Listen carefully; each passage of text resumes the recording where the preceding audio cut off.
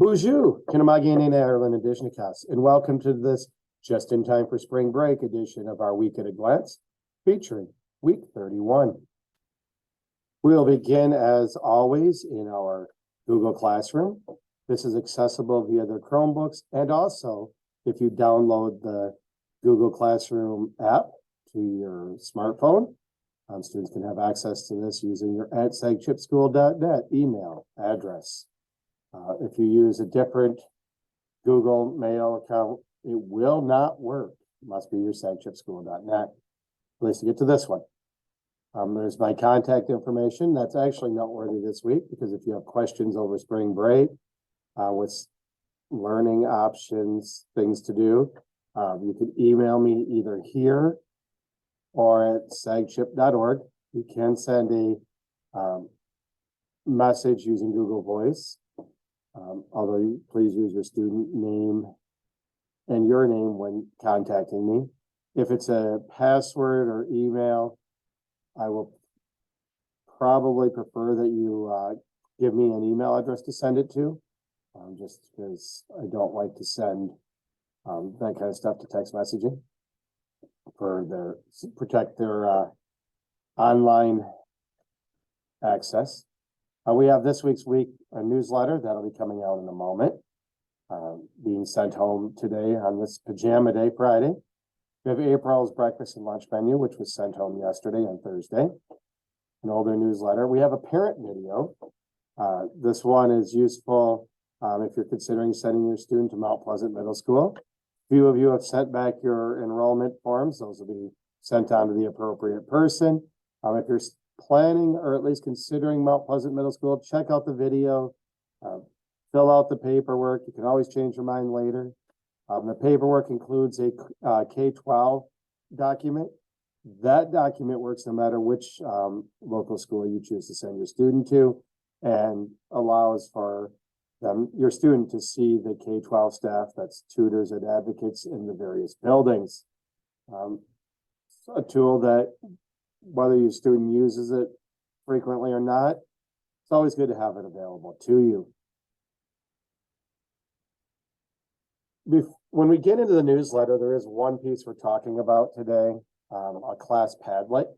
If you're a student, you can get to it under classroom links. It's the first one. There's only 2 there. And that'll open up this page. And this page has a variety of online learning, many of which we've used in class, or at the very least, kind of embedded by the classroom.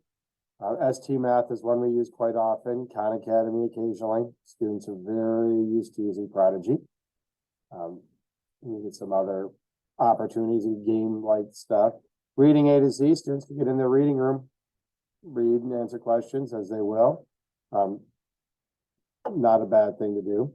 And you can see the teacher name is M. Ireland 1.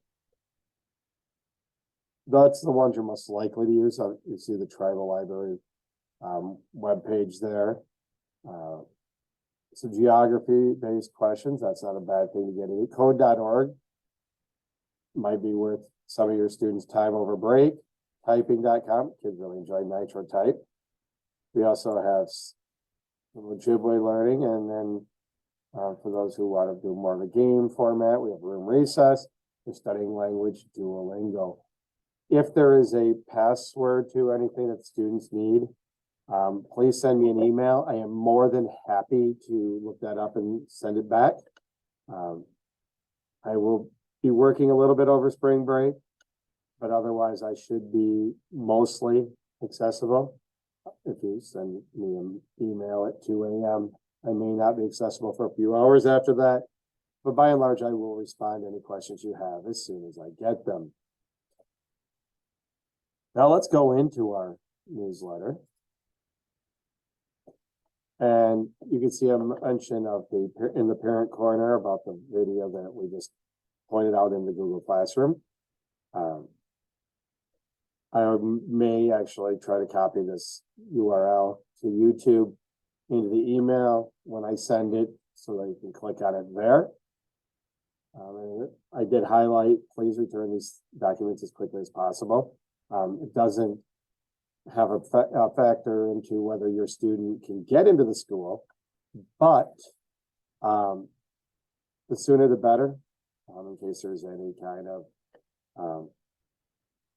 you want choices in your classes that may fill up, but particularly if you're going into music.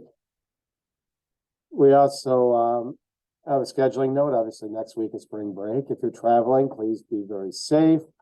I hope it's relaxing. If you're going someplace south, bring me back some warm weather, please. I beg of you. Tired of seeing snow in the forecast. Also, we come back on Monday. We're here for 4 days, and we have a 4-day weekend. Friday, April 7th is a wellness day. April 10th is Easter Monday. We continue with Popcorn Fridays. Spring break activities, the things that students can do. I mentioned the Padlet here already. Read for 20 minutes a day. Even when it's not a school day or even in the middle of the summer, 20 minutes a day kind of gives exposure to so many more words and money, and actually based on the science, benefits your student academically. Does not need to be a school book. Could be on a topic we're doing in school, but could be a book for fun. We don't want all reading to feel like it's schoolwork, but as long as they're reading, we're happy. It was once asked if subtitles count. Once in a while, probably not a bad thing, but it's also good to have a physical book in their hand occasionally. I know some students also read on Padlets, and tablets and their phones, but it's nice to have a book in your hand occasionally. And students may also want to create and complete a project at home, whether that be academic or not, or cooking or whatever. Lots of things you could do at home with the family. I do encourage students and families to take some time to relax over the break. Even if that's just kind of sitting home and watching educational television. I couldn't say that with a straight face. I know the kids are going to be gaming a lot. That's not all bad, but get a little variety in their day.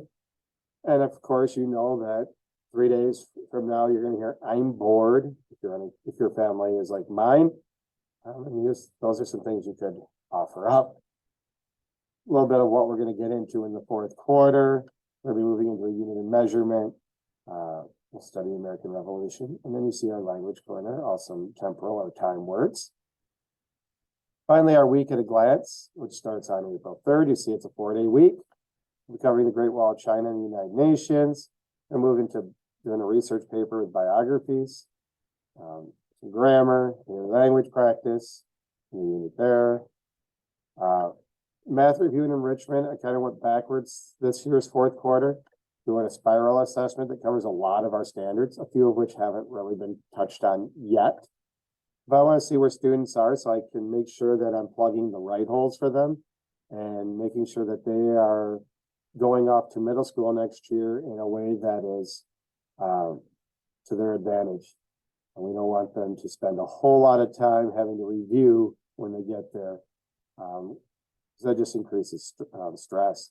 One thing I have noted and would be very useful is if students could get a hold of flashcards or make their own. If you're making their own, you can just use some stock paper, really. But if you're going to purchase them, with maybe the easier thing, the dollar store version is just as good as the Staples version, and it's cheaper. But these math facts, particularly multiplying and dividing, that's so key for your student being ready to go in math classes in middle school. If they need to look up, say 9 times 12 all the time versus just knowing it, it does make their job more difficult, particularly with the simpler ones, such as like say 9 times 7. So that might be worth it to you and your student. And if you happen to have a second student at home or that's similar in age, they could work together on those flashcards. You can see our tech schedule is a little altered. It's 2 days next week. We don't have tech on Tuesday and Thursday due to gym and AV enrichment. You see some of the things that we'll be doing in web. And you can see our small group. We won't have much for smaller group the first week back. But if I can slide one in there, I plan to do such. So that'll wrap up our week 31 at a glance. Again, I know a lot of you are traveling. I hope everyone has a safe trip. Watch the weather, drive the conditions, all that good stuff. You've been driving for a long time. We just want to make sure we see our students safe, healthy, and ready to learn on April 3rd. Again, if you have any questions, reach out to me at mireland@sagchip.org. That's the quickest way. I'll be also at mireland@sagchipschool.net as well. I hope everyone has a wonderful week off, and I can't wait to see everyone on April 3rd. I'm going to Minwa, Amapi.